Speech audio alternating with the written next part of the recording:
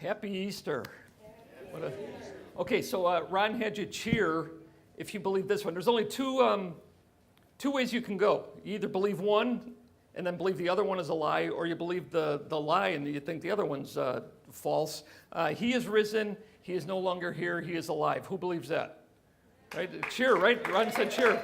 All right, let's hear cheers for this one. He is not here. His disciples came and stole his body. No cheers, no cheers? Oh, I was going to try and weed people out. Okay, he is not here. What a wonderful day. Hopefully you enjoyed breakfast. Whatever I had that Ian made was wonderful. I don't usually eat breakfast, and it was very good. So the day just keeps getting better. My daughter is back from South Africa, which is good. Yeah, cheering? Okay. It's Brenda Henke's birthday, but I'm not supposed to mention that. It's Sitlali's birthday. There's someone else on the birthday list. Sorry if I forgot it. I was going to have Sitlali come up and sing. No? Okay. But see, the day just keeps getting better and better. Jesus is alive. It just keeps getting better. Paul said this. He said, we always think about this. How about this for a life verse? We always carry around in our body the death of Jesus. Amen? Amen. Really? Do you do that, though? I'm limping. I would explain what happened to me. But it's an athletic injury, and not all of you wouldn't understand. But I've been limping for about 10 days now, and it's just getting worse. So I understand it. So we always carry around in our body the death of Jesus, the torture of Jesus, being spit on, his back getting ripped off by whips. We always carry around the death of Jesus so that the life of Jesus may be revealed in our bodies as well. 2 Corinthians 4. Think about that. So we always carry around in our body Good Friday so that the Easter would be revealed in our body. Think about that. What a life verse. And I think about that. I certainly would like to live the way Jesus lived. Really would. I mean, how awesome that would be. The authority, the healing, the miracles, to live like Jesus lived. Forgiveness and love all the time. Even when he's rebuking and confronting people, love. So that's a good way to live. But I wouldn't want to die like Jesus. Right? You think about the torture that he went through. I mean, I barely sprained my leg or did something, and I've been crying for 10 days. Right? Think about what Jesus went through. So I would love to live like Jesus lived. Wouldn't want to die like Jesus. But I think what Paul is calling us to is to live the way Jesus died. Forgiving. Father, forgive them. They know not what they do. Forgive them. Dying for others. A sacrificial love. A selfless love. To give in that place. I mean, how about that? To live the way Jesus died. Wonderful. And we always do that, Paul says. All right, look at this picture. How many of you know what this picture is from? Anybody remember that? Watergate. What'd you say? Okay, no. Okay, so I was 9 years old, I think, when this happened, and I remember it. This is because of what happened in Watergate. This is President Nixon resigning. I was thinking about this, Watergate's legacy. There's a couple of things that happened since Watergate. You know the story behind it. I'm not going to. If you don't know, grow up. I asked somebody. One of the things that happened on Watergate, and I tried to do research on this the last couple of weeks. One of the things that was able to be confirmed was this desire for journalists now to be celebrities. Like there's a certain overshadowing that the reporter wants to overshadow the story, right? There's that drive to be a celebrity. Another thing is no secrets, whereas before past presidents, they would keep secrets, especially who's having an affair with who and what. Every reporter is going to report everything now, especially for a price.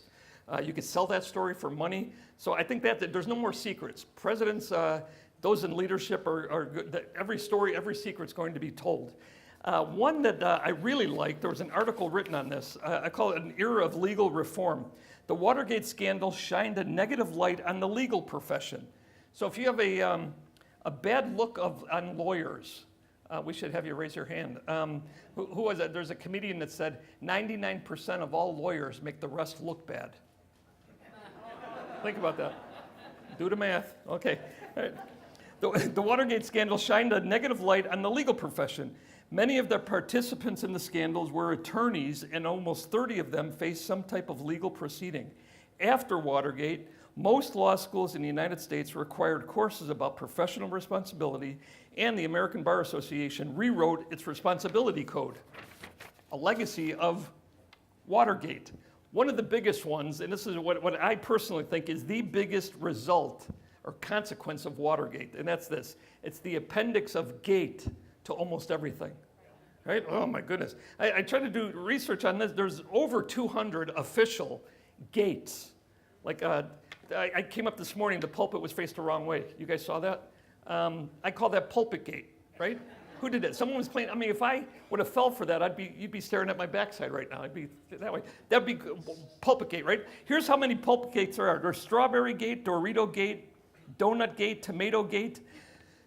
Every single body part you can imagine, put a gate after. There's one of those, including elbow gate. Any Canadians still with us?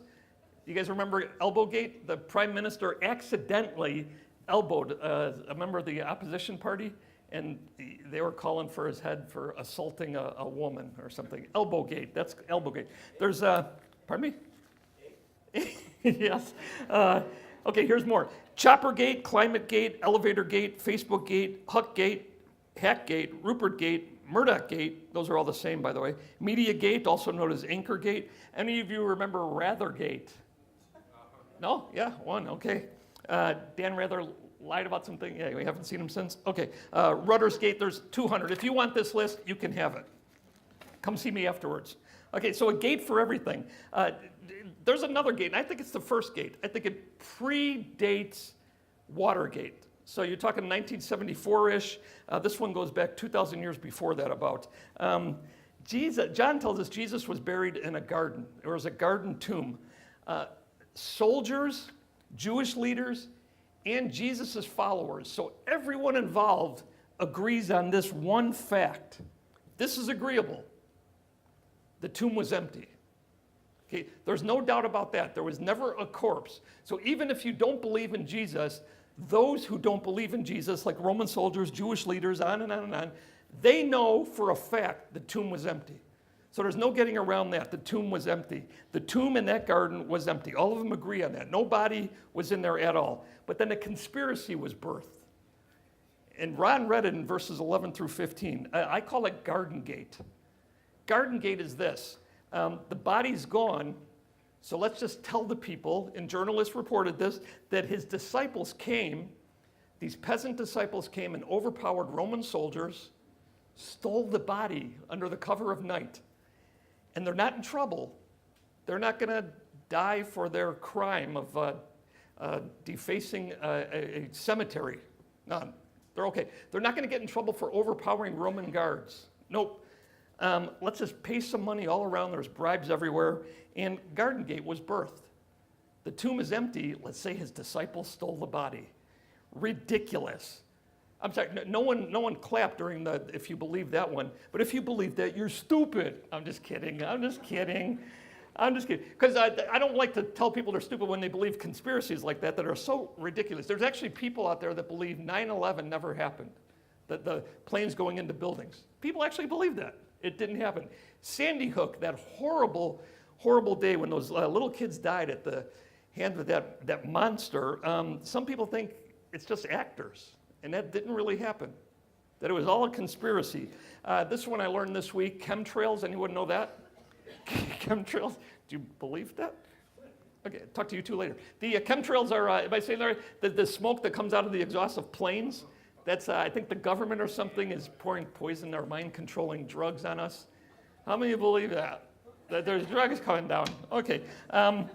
Aliens. Aliens are everywhere amongst us, especially in New Mexico, Vegas area. The government's hiding the fact that they got an alien. And 1969, right, the space landing didn't actually happen, right? They shot it on a studio plot here on Earth.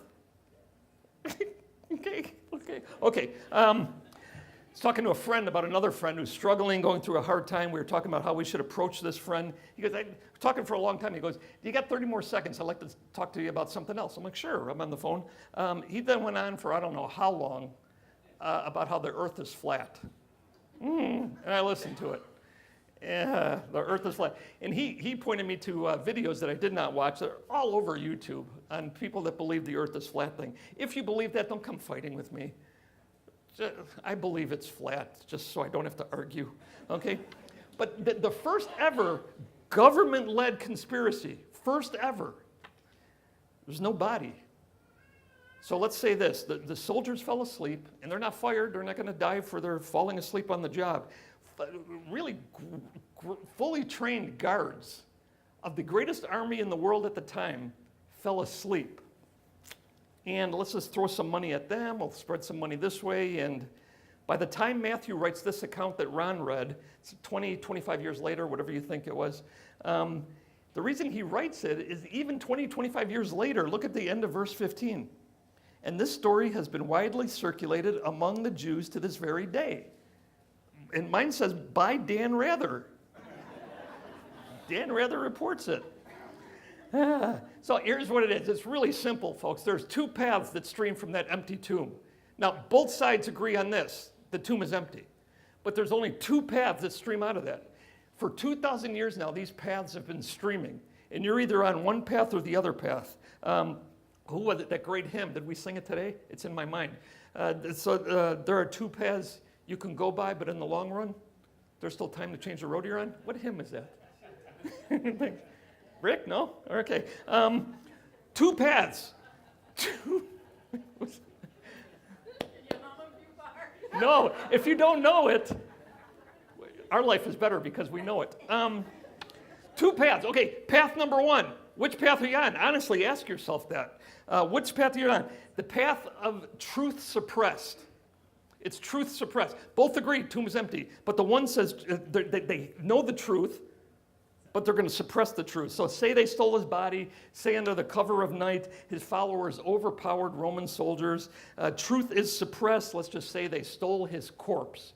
That's path number one. Which path are you on? Path number two is not the path of truth suppressed, but the path of truth spread.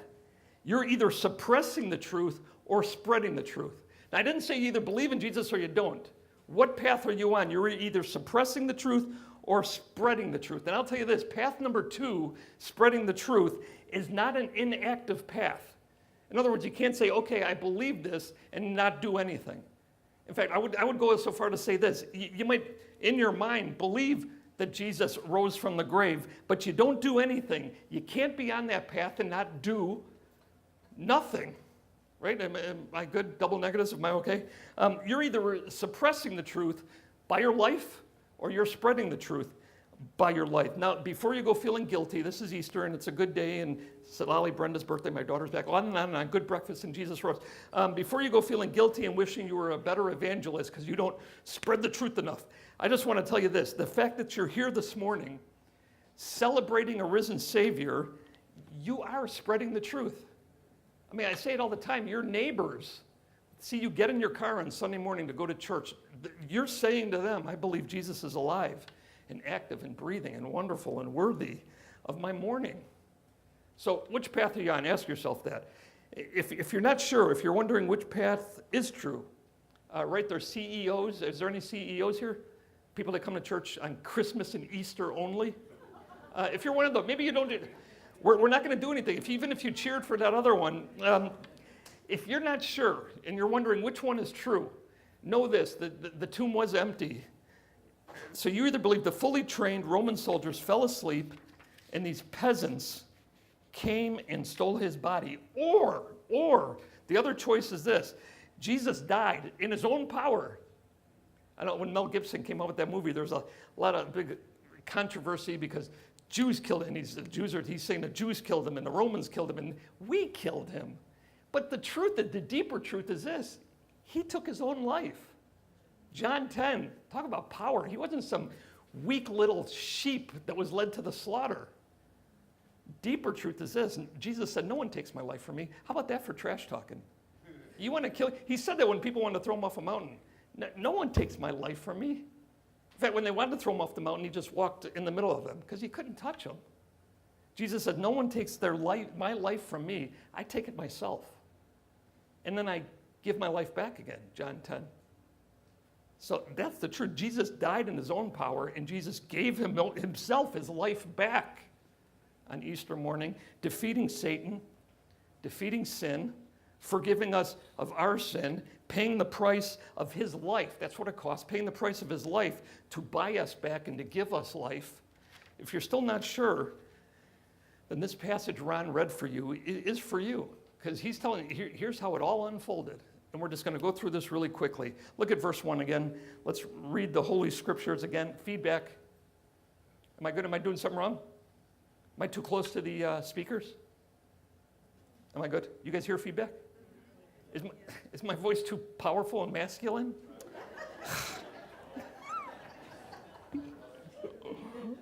Okay. Maybe I'm too close to this thing. Really? Yeah. Pulpits backwards? Yeah. Who did that, by the way? Okay, after the Sabbath, look at verse 1. I call this the devotion Jesus receives. Listen to this. After the Sabbath, at dawn on the first day of the week, Mary Magdalene and the other Mary went to look at the tomb. Stop right there. I'm not even going to call this faith yet. It's not faith. They think he's dead. But I do call it devotion. I mean, think about it. The two women, what could they do? Not much. What does the verse say they're going there to do? Look at the tomb. Not much they can do. What could they do? Not much. What hope did they have? I would say not any.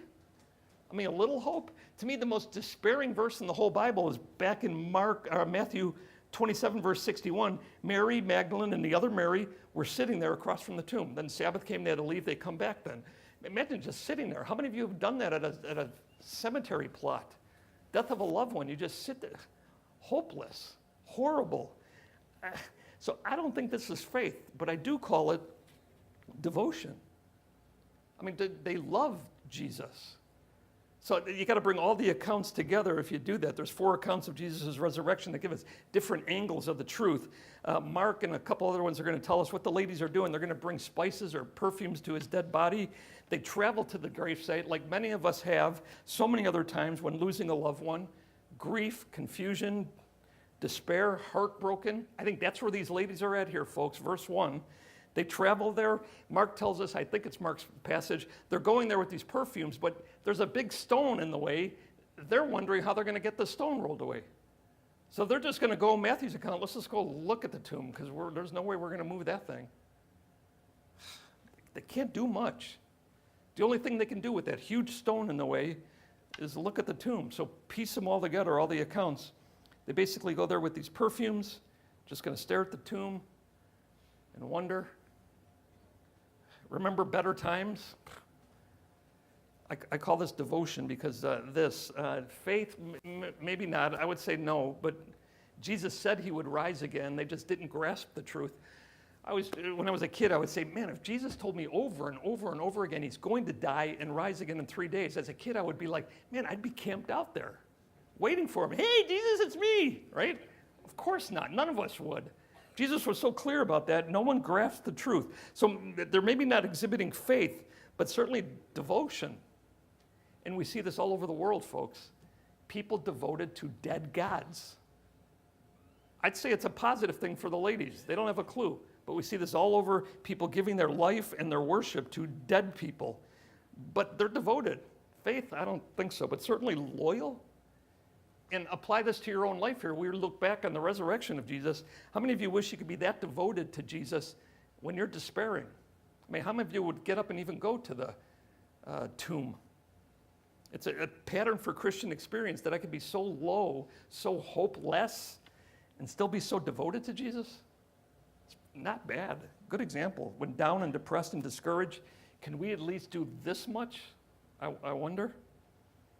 So it's this kind of devotion that I like here in verse 1, put on display by some bewildered ladies. This devotion in death, this loyalty in the dark, but it's turned to faith. Thank you, because Jesus rose. Because they at least had this little ounce of devotion or hope, whatever you want to call it, in a dead leader, it was transformed into great faith. And the next verses are all going to take from verses 2 to 10. I mean, one of the most important passages in all of Christianity right here, and it's devoted to 2 women. So look at the witnesses Jesus uses. Ron read it already. They are transformed, these women are, into witnesses. Now, know this. Why is God using these two women? I mean, women, first of all, at the time, we'll get into that, but these two women, Mary Magdalene, you know, the one that was a prostitute, supposedly, and possessed by 7 demons, that's who you're hinging your whole resurrection on, Jesus? Because they were women in the Jewish culture there, they were ineligible to be witnesses in court. You can't use women as not admissible. And yet God chooses 2 women, and not only 2 women, but these 2 women. See, it's just like Jesus to go against human conventions, human traditions, and use ordinary people with sordid pasts even, with bad reputations. Angel was there not to help Jesus get out of the tomb, right? The angel's there for these 2 ladies. How much does God do for us? And we met. Angel, go down there, make yourself visible, roll away this stone. Jesus is already gone, tomb is empty, but I just want you to do it for these 2 that I love so much. But they're women, but they're sordid past. All their confusion is transformed into faith. They get a gift. They get this gift. What are the gift? The stone is rolled away. They get insight. They get truth. They get an experience. They get to experience a miracle. 2 paths. Which one are you on? 2 paths. Both have feelings and emotions on them. I would say who cares about what you're feeling? What is truth? The reason I say this is that it's not about what you're feeling at the time. Who says this now? There's a political journalist that says this: facts don't care about your feelings. That's so true. Listen, 'cause here's what I mean by that. The soldiers and the women are in the process of surviving a violent earthquake, verse 2 that Ron read. Violent earthquake. These tough, manly guards, verse 4, are afraid. They're afraid. Why are they afraid? They're shaking, they're quaking in fear because of a violent earthquake, and they're staring at a huge angel, right? So they're afraid. So the feelings of the guards, the emotions are pretty clear. They're shaking from fear, right? But verse 8, the women who are on the spreading the truth path, it says in verse 8 that they're afraid too. Do you notice that? Even after the angel commands them, do not be afraid. Verse 8, the women hurried away from the tomb, afraid, yet filled with joy. So I would tell you this, emotionally, they're the same. So you can emotionally be the same on both paths, but one of them is afraid of the empty tomb. The other one is afraid yet filled with joy, maybe confusion. I like this, that these 2 women were commanded, by albeit an angel, but commanded to not be afraid. And yes, yet they're afraid, verse 8. Are they a little bit disobedient? I would say this, they're not perfect.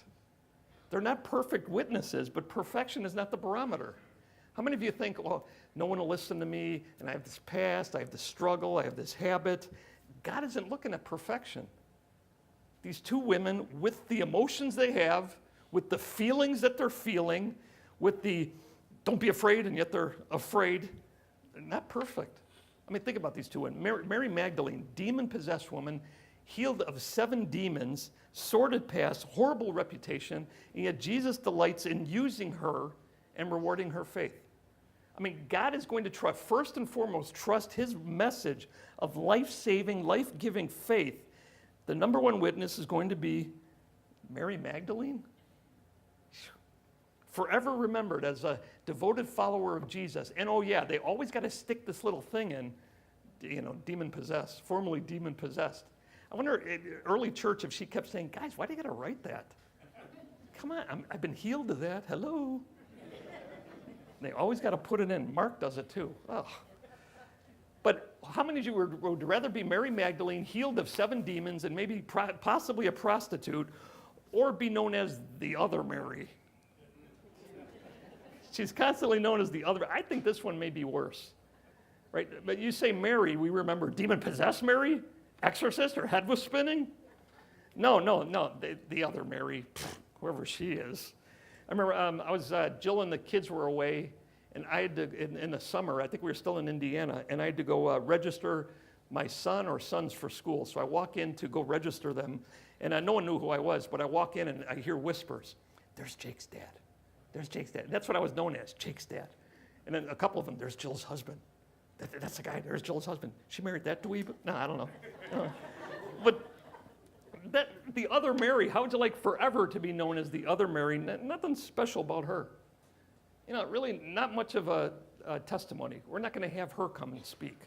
We'll have Mary tell us about spewing green stuff and head spinning, and Jesus touched you. Yeah, let's hear that one. But the other Mary, we'll find somebody else.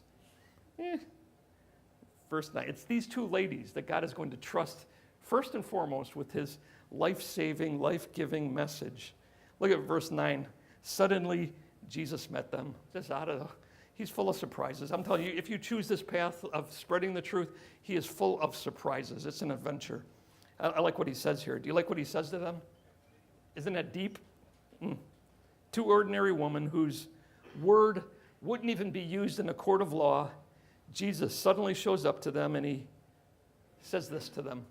Think about it, just speaking their language, stooping to their level. He doesn't appear to a theologian.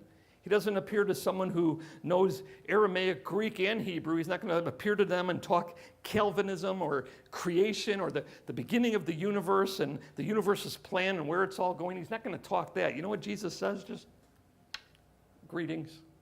That's it.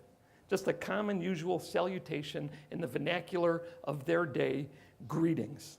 Wait, I really think this is so special, so loving. If Jesus bumped into you suddenly, you know what he'd say to you, right? Sup, right?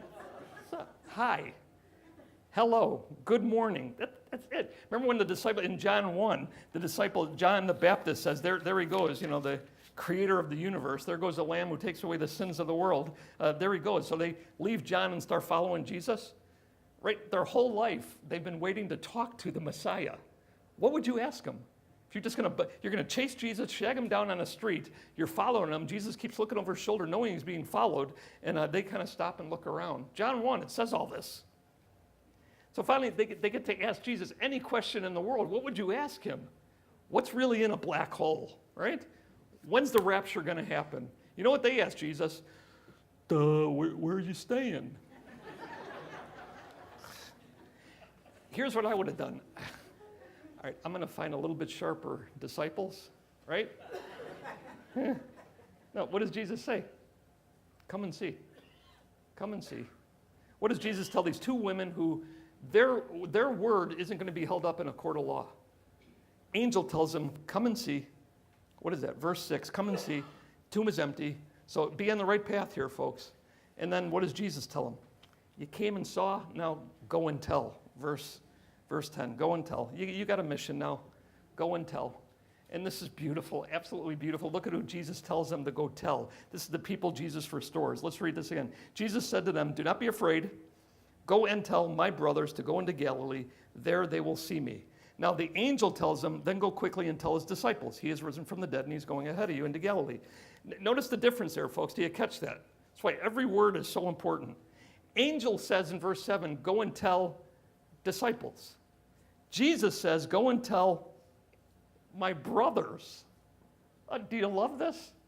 These are the same brothers who scattered, who deserted him, who denied him, who fell asleep on him at his lowest point emotionally. They misunderstood who he was. They weren't sure about him. They failed him. The attitude amongst them must have, it's all over now. Let's go back to fishing. John says they were afraid for their lives. So this Jesus isn't even worth dying for. Let's save our own skin. He's dead. Let's save our own skin. They're hiding behind closed doors, John chapter 20. And Jesus says, go and tell my brothers I want to see them. Let that just drip with grace. They're failures, complete failures, and he calls them brothers. You can't ever pay God back. You don't owe him any kind of price that you can possibly pay. You can't earn this love. You can't re-earn after being a miserable failure. Grace is always undeserved, unearned. Go tell my brothers. The writer of Hebrews is going to say, Jesus is not ashamed to call us brothers and sisters. Isn't that something? I have 3 brothers. One is dead. One I always forget I have, and the other one is the one I try to forget. Right? Right? And he's coming this week. No, I'm just kidding. Jesus, not ashamed to call us brothers and sisters, but we forget him. We worry so much. We're always filled with anxiety. He's not ashamed to call us family, regardless of your past, regardless of your present. He absolutely loves you, and he died for you in your place. So you can be on one of 2 paths. So to get on the spreading the truth path, come and see, he's real. Now go and tell, start spreading the truth. Last one, the problem Jesus causes, I call that verses 11 to 15. Because Jesus rises from the grave, the tomb is empty, he causes this problem that sets up the motion, the stream of suppressing the truth, throw money around. Ridiculous.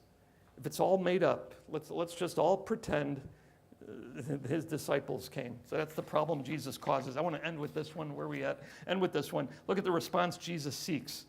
You're going to notice this in verse 9 and verse 17. This happens spontaneously.